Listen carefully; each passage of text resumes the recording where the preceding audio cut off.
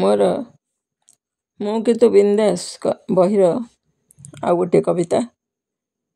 ସତରେ କ'ଣ ସତରେ କ'ଣ ଏବେ ମୋହଗ୍ରସ୍ତ କରିଛି ଗାଁ, ଏବେ ମୋହଗ୍ରସ୍ତ କରିଛି ଗାଁ, ଟାଣୁଛି ନିଜ ଆଡ଼କୁ ତାର ଅବୋଧ ନିର୍ବୋଧ ସନ୍ତାନମାନଙ୍କୁ, ଟାଣୁଛି ନିଜ ଆଡ଼କୁ ତାର ନିର୍ବୋଧ ଅବୋଧ ସନ୍ତାନମାନଙ୍କୁ। ମନେ ପଡ଼ୁଛି ଏବେ ଗାଁର ପାଣି ପବନ, ମାଟି ବିଲ କାଦୁଅ ପଙ୍କ, ଚିରସ୍ରୋତା ନଦୀ, ଗହଳ ଆମ୍ବତୋଟା, ସନ୍ଧ୍ୟା ଫେରନ୍ତା ଗୋରୁ ଗୋଠ, ଭାଗବତ ପାରାୟଣ, ନଦିଆ କୀର୍ତ୍ତନ, କୁଆଁରୀମାନଙ୍କର ଜହ୍ନି ଓଷା, ଖୁଦୁରୁକୁଣୀ ରଜ ମଉଜ ଦୋଳଯାତ୍ରା ଆଉ କେତେ କ'ଣ, ଖୁଦୁରୁକୁଣୀ ରଜ ମଉଜ ଦୋଳଯାତ୍ରା ଆଉ କେତେ କ'ଣ।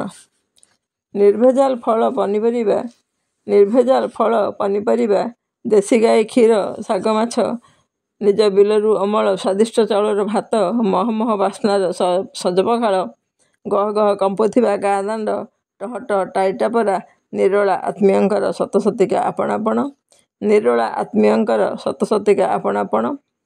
ସତରେ ସତରେ କ'ଣ ବାଟକୁ ଫେରୁଛି ମଣିଷ, ସତରେ କ'ଣ ବାଟକୁ ଫେରୁଛି ମଣିଷ, ଯେଉଁ ଗାଁକୁ ଦିନେ ଶିକ୍ଷିତ ହେବାର ବାହାନାରେ ଘୃଣା କରୁଥିଲା ମଫସଲ କହି, ଯେଉଁ ଗାଁକୁ ଦିନେ ଶିକ୍ଷିତ ହେବାର ବାହାନାରେ ଘୃଣା କରୁଥିଲା ମଫସଲ କହି, ଗରିବ ଓ ବୁଢ଼ାବୁଢ଼ୀଙ୍କର କହି, ଆଜି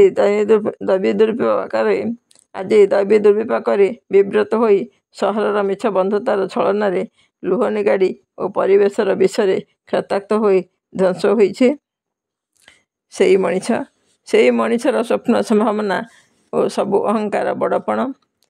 ଏବେ ନିଜ ଜୀବନ ବଞ୍ଚାଇବାକୁ ସେ ଧାଇଁଛି ସହର ଛାଡ଼ି ଗାଁକୁ, ଏବେ ନିଜ ଜୀବନ ବଞ୍ଚାଇବାକୁ ସେ ଧାଇଁଛି ସହର ଛାଡ଼ି ଗାଁକୁ, ଜୀବନ ଭୟରେ ପଶୁଛି ଶରଣ ଗାଁର ମାଆର ମାଟିର ସର୍ବୋପରି ଆତ୍ମୀୟଙ୍କର, ସର୍ବୋପରି ଆତ୍ମୀୟଙ୍କର।